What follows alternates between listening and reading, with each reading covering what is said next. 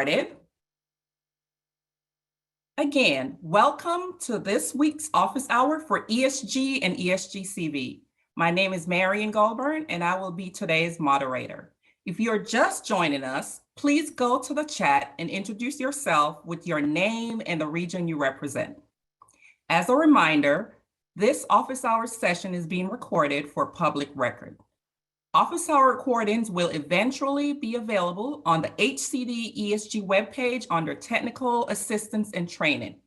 If you don't see them posted yet, just know that HCD is working on getting them uploaded to the website. A copy of the slide deck and the recording will also be emailed to you by your grant administrator. Next slide, please. So this slide explains how to ask a question, and this is the format. All questions must be submitted in the chat box. Please type your organization and question in the chat box. The team will read the questions out loud at the end of the presentation and will provide answers if possible throughout the presentation. Because today's topic has a lot of content, some questions related to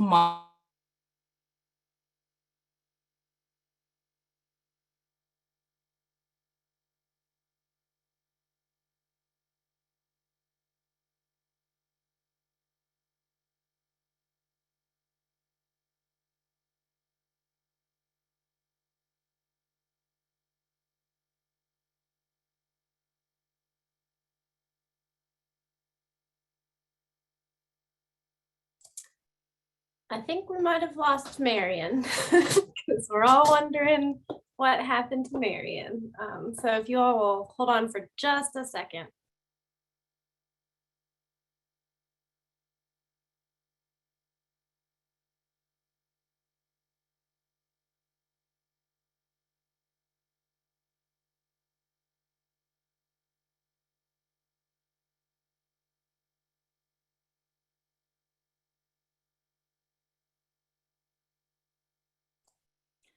I'm just going to go ahead and take over for Marian for now.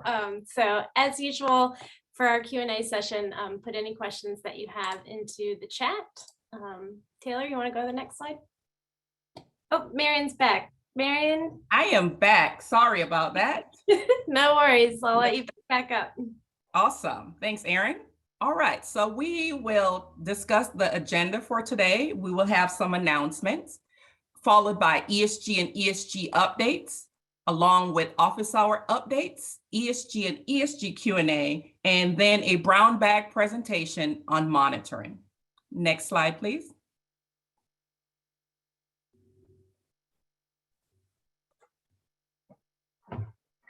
And so now I will turn it over to Connie for our ESG updates.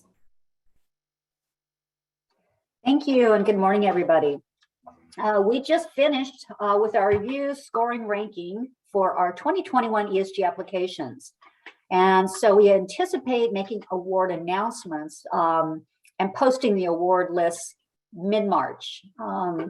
So just want to let you know that we have wrapped that up, and we should see an award letter if you were awarded some funding by mid-March. Again, I put this in last week's office hours, just a reminder for those who have 2020 ESG annual contracts, when you're submitting your request for funds and your detailed expense report along with it, please be as detailed and itemize out your expenses. We're finding a lot of charges, expenses on those DERs are lumped together with a lot of different types of expenses in there, and it's very difficult for us to determine what we're paying for. So if you're not sure how to complete that or what would be appropriate, I really encourage you to reach out to your ESG representative, and we will meet you on a Teams call and just walk through the DER. We've been doing that and had a lot of great calls over the last few weeks with our grantees. So really important to start being sure you're really itemizing those out. And again, when you're submitting staff charges, if you could submit their titles, I don't necessarily need the name of the employee, but what their position is, whether they're a housing navigator, whether they're a case manager, that is very helpful on those. Next slide, please. And again, for those with 2020 contracts, that expenditure deadline is right around the corner. July 7th. And be sure you are expending your ESG annual funds, getting those requests for funds into your grant rep. If you're struggling, if you have some questions, please reach out to us. The sooner the better, and we'll do everything we can to help you and maybe come up with some ways that you can get some of those funding spent, whether it's a budget revision, but please don't wait till the last minute. Next slide, please. And again, just a slide with showing you who's on the ESG team. Great team. They're here to help. They really like working with all of you, and so just please feel free to reach out to us. And also, you can always reach us through our ESG NOFA inbox, and we monitor that every day throughout the day, and we'll be very responsive to you. And that's all I have today. Thank you. Thank you so much, Connie. And now I have just a few ESG updates and reminders. Also, alongside our presenters, we have several HCD staff, including ESG representatives, ESG-CV grant administrators, and other consultants who are able to answer questions during the Q&A session. ESG and CV reminders and updates.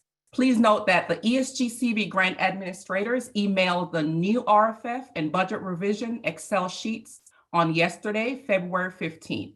If you did not receive these forms, please reach out to your grant administrator. So these are next steps as a sub-recipient of the ESG-CV grant. Review all the attachments in the email that were sent out yesterday. Complete the budget revision worksheet and email it to your grant administrator if you currently have indirect costs in your eCivis budget and want to keep them, or you need to update your budget amounts for direct and indirect costs. For example, removing indirect or changing the amount of indirect costs, or if you need to complete a planned budget amendment. Once that is approved via email, you will then upload that amendment into eCivis. You should also submit your January expenses or expenses prior to January in February's RFF using the old RFF form. Submit 2 RFFs in March using the new RFF form, 1 RFF for direct costs and 1 RFF for indirect costs. For April, you will use the new RFF form, and this should include both the indirect and direct costs on the same RFF starting in April. Next slide, please. These are the upcoming office hour topics. On February 23rd, we will provide training on housing first principles. On March 2nd, we'll provide training on trauma-informed practices. And on March 9th, we'll have a coordinated entry system training on assessing the assessment. March 16th, we'll provide a training on coordinated entry system frequently asked questions. Next slide, please. These slides are information containing COVID response resources, including standing up infection control measures and information from the CDC and NHCHC guidance. Next slide, please. We are also providing some ESG resource links, including the ESG regulations, ESG-CV notice, the ESG-CV standards and inspection, habitability example checklist, and also some TA resources, which include the disease risks and homelessness, ESG-CV notice summary, flexibilities and waivers, strategies on design implementing a successful ESG program, and also IDIS fact sheet, ESG quarterly reporting, National Alliance Rapid Rehousing Toolkit. Next slide, please. And again, if you have questions, please feel free to put those in our chat and we will get those answered. Next slide, please. If you have any further questions, please feel free to contact the annual ESG reps at esg@hcd.ca.gov, or if you have questions about the ESG-CV grant, you can reach out to your grant administrator. Next slide, please. And now I would like to turn it over to Chris to introduce today's speaker who will be presenting on monitoring. Chris? Thanks, Marion, and thanks everyone for joining us this morning. This week's brown bag presentation is on a very hot topic, monitoring. I am pleased to have with me Chris Andrews from MDG, who's going to walk through a short presentation.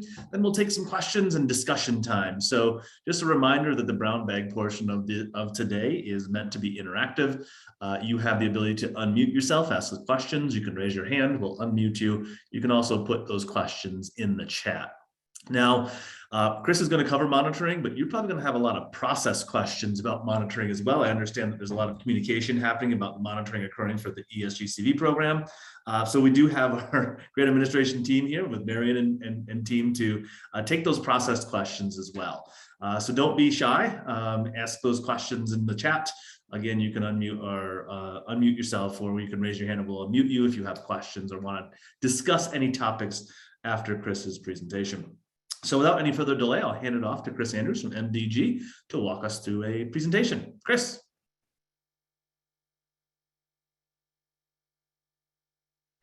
Thank you, Chris. Good morning, everybody. Happy to be here today to talk with you all about monitoring. As Chris said, we're going to kind of walk through at a high level of what occurs in the monitoring, what are the steps in the monitoring, and what are some of the potential outcomes. And then, as Chris said, take as many of your questions as we can and make sure we're supporting all of you as you're getting ready for monitorings that are beginning to occur or thinking forward to monitorings that might be happening.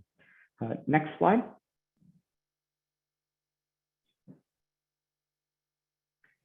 So just to kind of create a baseline for everyone, the state is required through its agreement with HUD to monitor kind of every program, function, and activity that's being funded with its ESG and ESG CARES Act award.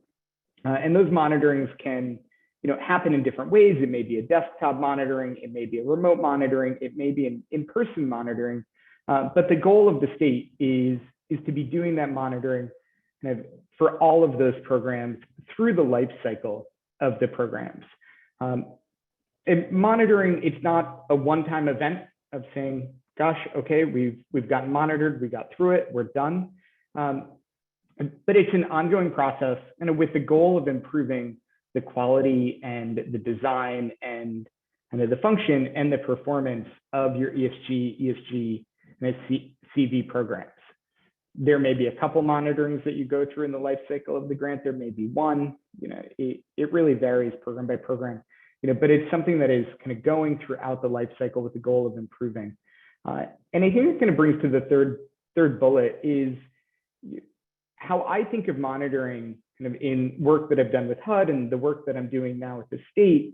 Is that it's not a monitor versus the monitoree in terms of the state going up and trying to get a gotcha type moment with the grantee or with the subrecipient, but it's really an opportunity of how collectively is everyone improving performance. And I think for me, it's always helpful kind of going into any monitoring experience, kind of regardless of what side of the table I'm sitting on, is to think that everybody is in the same team, kind of everybody is working together kind of in that monitoring with the goal of how do we improve the program, the activities that we're carrying out, to better serve kind of the population and the clients and the beneficiaries of the activities, that you all are engaging in. So I think, for those of you who are just starting a monitoring now, for those of you who are looking ahead to a monitoring in the next few months, keep that in mind, that this is a goal kind of for everybody to be improving the delivery of the state's program and to make that program better for the clients, for the beneficiaries whom you all are serving. Next slide.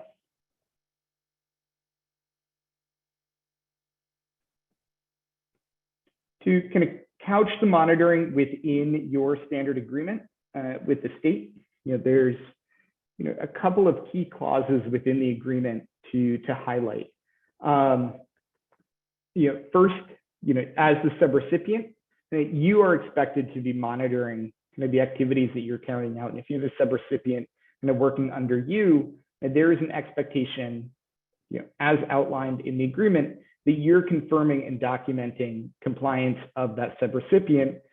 And then also the state has the right and the expectation, as we were just saying, to be monitoring you as the direct recipient of the state's funds. And so there's kind of two expectations of that monitoring. And then the next slide goes into that in a bit more detail.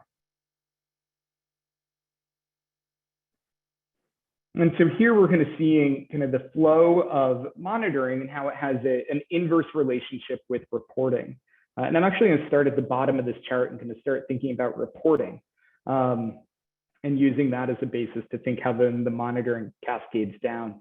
Is in your reporting as the grantee or the subrecipient to the state, kind of your responsibility is to be gathering data from your service providers, from your subrecipients, and aggregating that and understanding what's happening kind of within your COC geography.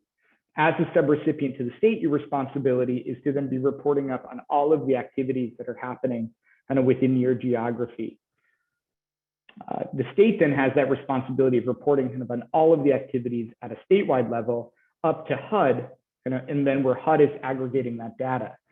And so if we think about the flow of monitoring, it happens in the inverse of that reporting, and where HUD is monitoring the state, kind of looking at the statewide data, the state is then kind of monitoring each of its grantees, who are the recipients of the state funding, and to look at kind of those grantee activities. And then finally, those grantees have an expectation of monitoring all of their service providers or subrecipients kind of at the local program implementation level.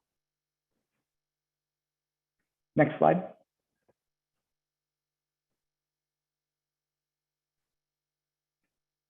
And so let's kind of both look at the kind of order of operation, and we'll get into this in a little bit more, but also kind of the outcomes of monitoring. So the workflow of a monitoring process kind of begins with a risk assessment, kind of moving through your monitoring plan, your preparation, your field work, and your monitoring report, and ultimately your monitoring response.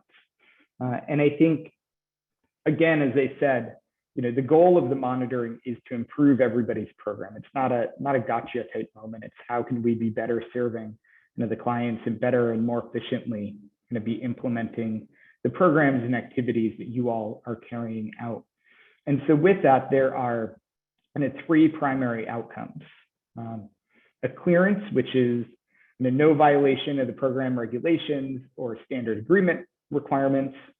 A concern that if a condition or if kind of a potential error is not corrected, that may result in a violation of the program regulations or standard agreement requirements. And then a finding, kind of where there is a violation, kind of most often, almost always kind of an unintentional violation of the program regulations and or standard agreement requirements. And with those concerns and finding will come recommendations of how can you work through kind of that concern, how can you work through that finding to reconcile that and make sure your program is compliant, if need be, retroactively, and kind of making sure it's compliant going forward kind of through the life cycle of the grant program.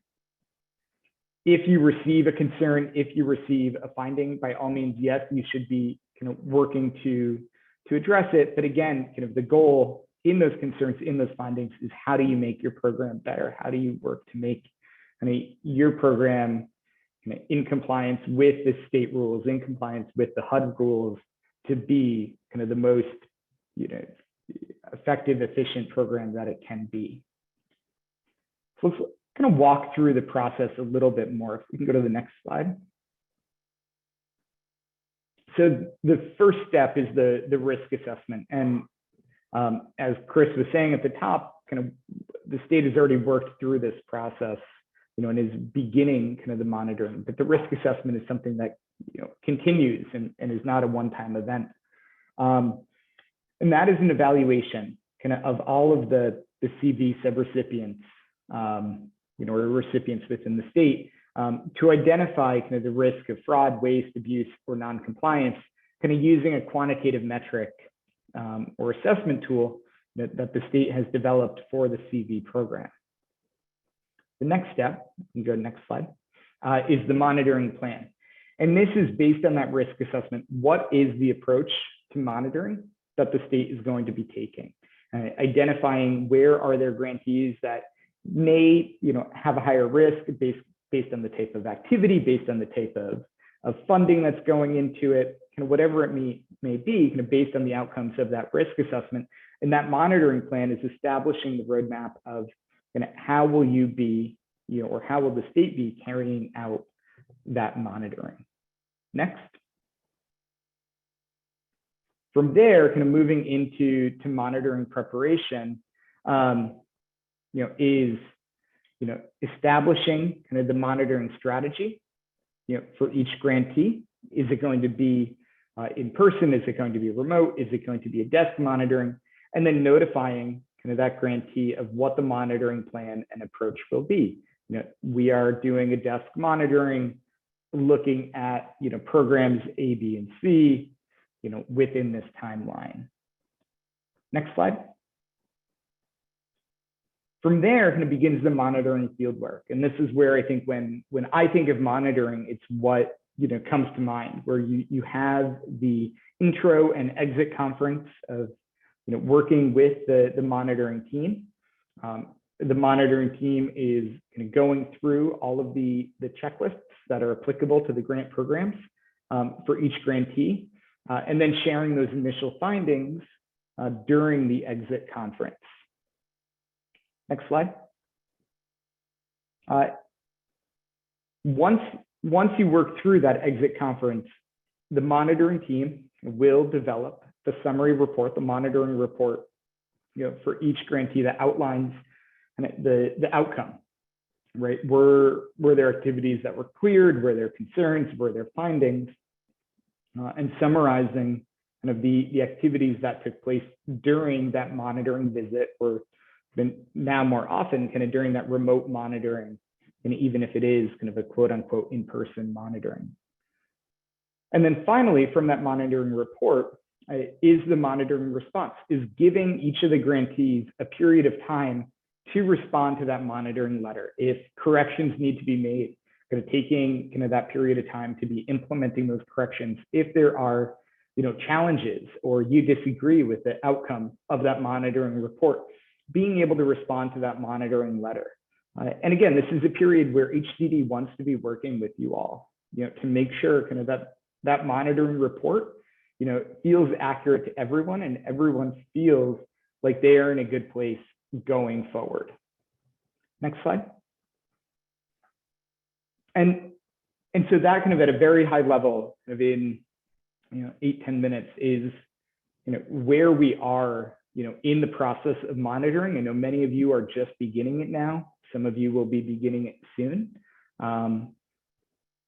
But again, kind of it's a process that, for all of us is an opportunity to be improving the program, improving the activities that we're carrying out. And with that, Chris, I'll turn it back to you.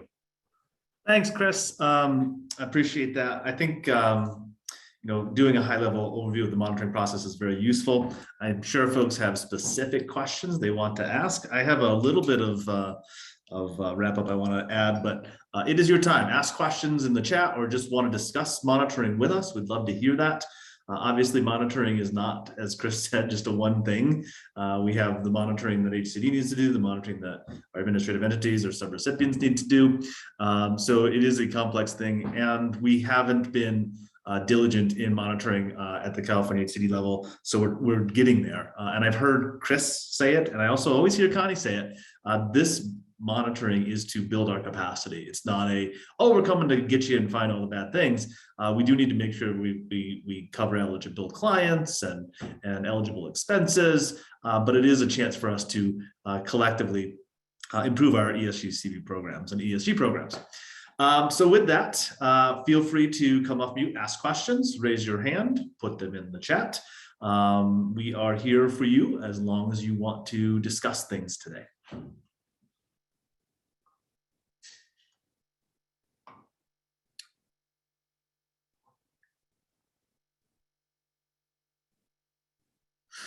All right, I'll ask this question, but Chris, I doubt this is aimed at you. My guess is this is aimed at either the annual ESG team or the ESG-CV team.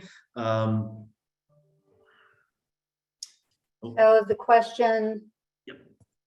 monitoring, so I got to see, I'm trying to see the question. At This this is point, like- does HCD have intention to perform more than one desk monitoring over the life of a contract? So speaking just for the ESG annual side, we're going to start monitoring the 2018 contracts.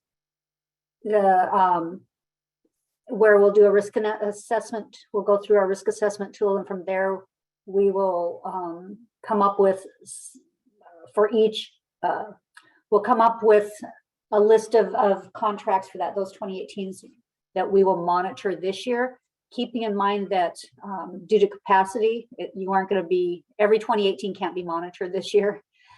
So I guess I'm not quite, is that what you're asking? So if you have a 2018, a 2019, and a 2020 contract with us, at some point you'll have one of your contracts that will go through the monitoring process. And of course, as you guys, most of you know that have contracts 2020s with us, we are doing that ongoing mini monitoring where we're picking items off of every request for funds. So I don't know if I answered your question or not, Micah. So I think Micah was talking about ESG-CV, sounds like from his clarification. So HCD does not have additional ESG-CV monitorings other than the one full monitoring that's going to be conducted for every grantee. That being said, if there are corrective actions that need to be taken from those monitoring instances, that obviously will take more time, and we'll continue to follow up with grantees that do have corrective actions that need to be taken.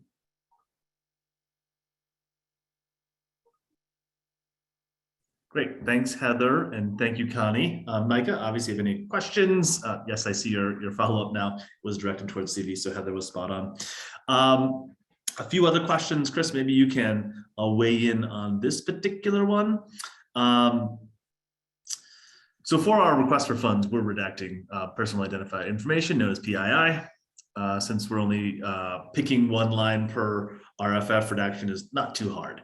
However, for the ESG-CV monitoring, HCD is requesting all backup documentation. Since this can involve hundreds of pages of documentation, this is a much more difficult task. Our current release of information covers sharing of information with funders for the purposes of monitoring. Do we still need to redact personally identified information for monitoring?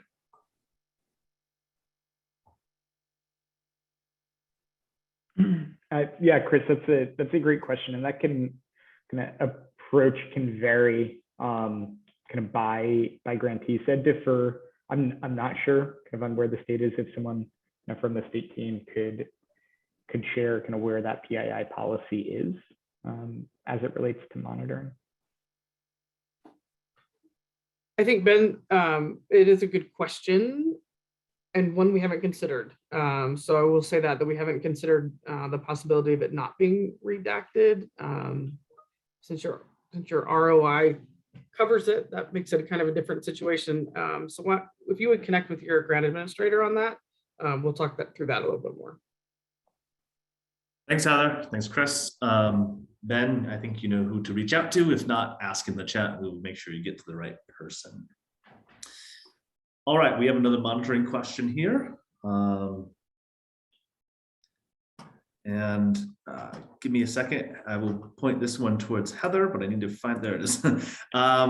For the monitoring, was guidance still going to be provided for the ESG-CV additions that should be made in manuals? So written standards are obviously a requirement. We did that session, I think about 4 weeks ago, maybe 3 weeks ago. And that is going to be a focus that HUD is said they're going to look at for ESG-CV. So the question pointing towards the ESG-CV monitoring team is the same question. What are we looking for in those ESG manuals, those ESG written standards? Thanks, Chris. So we are working, the HCD is close to releasing what their final ESG-CV supplemental guide is for their written standards. We will be sharing that as an example with you. Obviously, you can tailor that to your community, but it will be inclusive of all of HUD's requirements and anything that may be specific to HCD itself. Thanks, Heather. I'm seeing no more questions. Anyone want to come off mute and have a conversation with us about monitoring?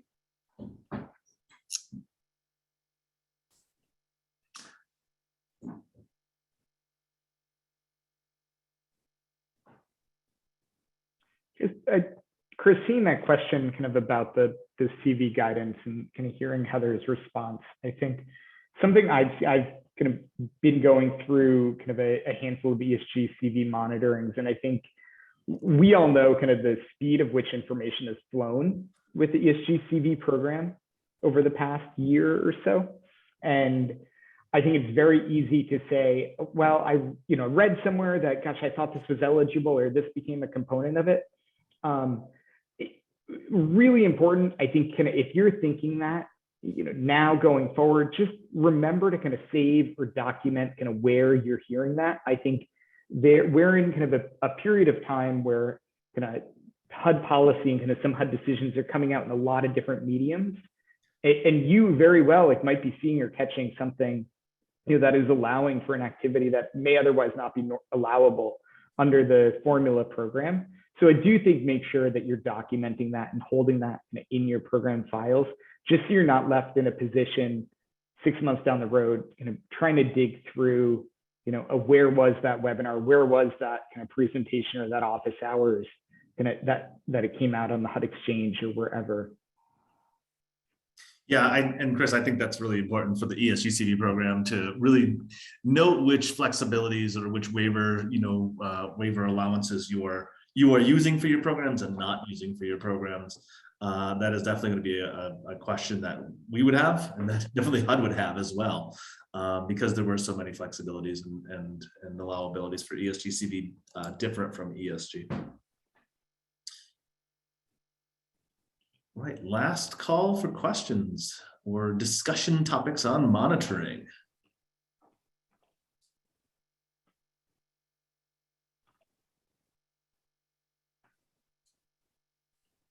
I think folks are anxiously anticipating their monitoring visit from the ESG and ESG-CV teams, and maybe not any more questions today.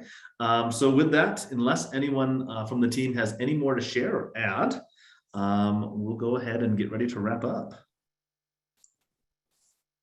Chris, any last things on monitoring you'd like to share with the group before we depart?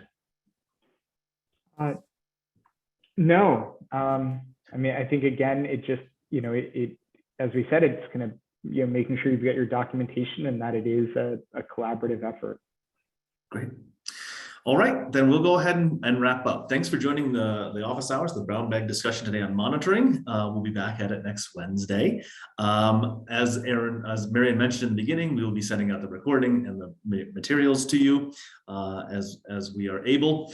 And thanks for joining us. We'll see you next week.